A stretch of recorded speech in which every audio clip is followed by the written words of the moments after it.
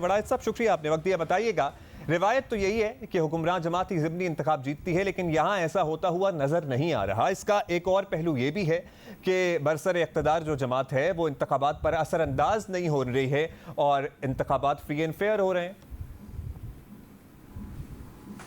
जी, ये बिल्कुल सही है। इलेक्शन तकरीबन फेयर एंड फ्री हो रहे हैं और दूसरा इतनी इंटरेस्ट भी नहीं ले रही पीटीआई, जिस तरह के माजी की हुकूमतें इंटरेस्ट लेती थी और लोगों को अपॉइंट कर देती थी। किसी न किसी हमजा शहबाज शरीफ मसलन मुस्लिम लीग नून की तरफ से हर बाई इलेक्शन में अपॉइंट होते थे, या कोई सूबाई वज़ीर जो है वो निगरान बनाया जाता था। अब ऐसा कुछ नहीं है।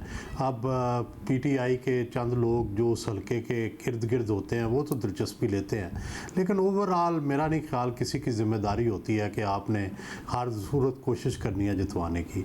लेकिन दिलचस्प जो मंजरनामा बन रहा है वो ऐसे लग रहा है कि पंजाब में तो अगला इलेक्शन बड़ा क्लियरली नून लीग और पीटीआई के दरमियान होगा, और पीटीआई का वोट बड़ा है। हर जगह पे हम देख रहे हैं कि पहले से पीटीआई का वोट बड़ा है, लेकिन वो इतना वोट नहीं है कि जो नून का मुकाबला कर सके। इसलिए नून के मुकाबले में पीटीआई जो हार रही है।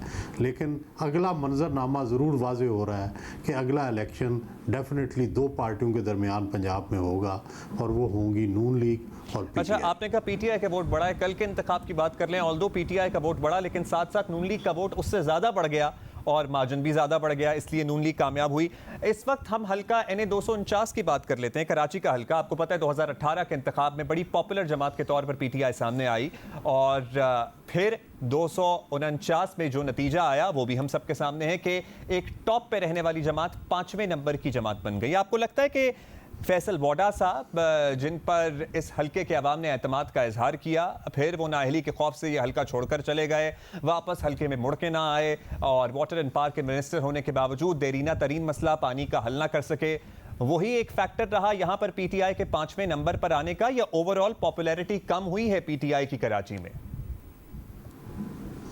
नहीं, डेफिनेटली ये हल्का जो था लोअर क्लास का हल्का था, लोअर मिडल और लोअर क्लास का हल्का था, और इसमें बुनियादी तौर पर पीटीआई और नून लीग दोनों से ये गलती हुई है कि दोनों वोटर निकालने में नाकाम हुए हैं। और पीटीआई जो है डेफिनेटली उसको महंगाई, बेरोज़गारी, पानी का मसला तो डेफिनेटली था ही पहले, और फैसल वाडा से उस हल्के के लोगों को बहुत शिकायतें थी कि वो आए नहीं, एक दफ़ा आए, थोड़ा सा काम किया और उसके बाद वो गायब हो गए।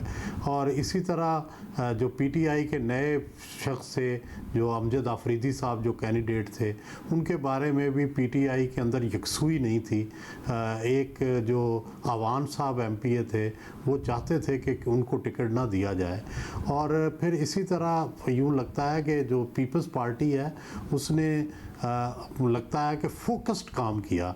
उसने तरक्याती काम भी कराए और फोकस्ड जिस हल्के पे वो समझते थे, जिन हलकों में या जिन ख़ास कॉन्स्टिट्यूंसी के जिस हिस्से में, उसी पे उन्होंने काम किया और वोटर बाहर निकालने में कामयाब रहे। और चूँकि टर्नआउट थोड़ा था इसलिए उनके वोटर निकालना काम आ गया। ठीक, वड़ायत साहब, आपका ये कहना है कि पाकिस्तान पीपल्स पार्टी ने बड़ा फोकस्ड काम किया जिसके बायस वो कामयाब भी हुए। अब तक जो हकाइक सामने आए थे, ऑल्दो रिकाउंटिंग का अमल जारी है। बहुत शुक्रिया।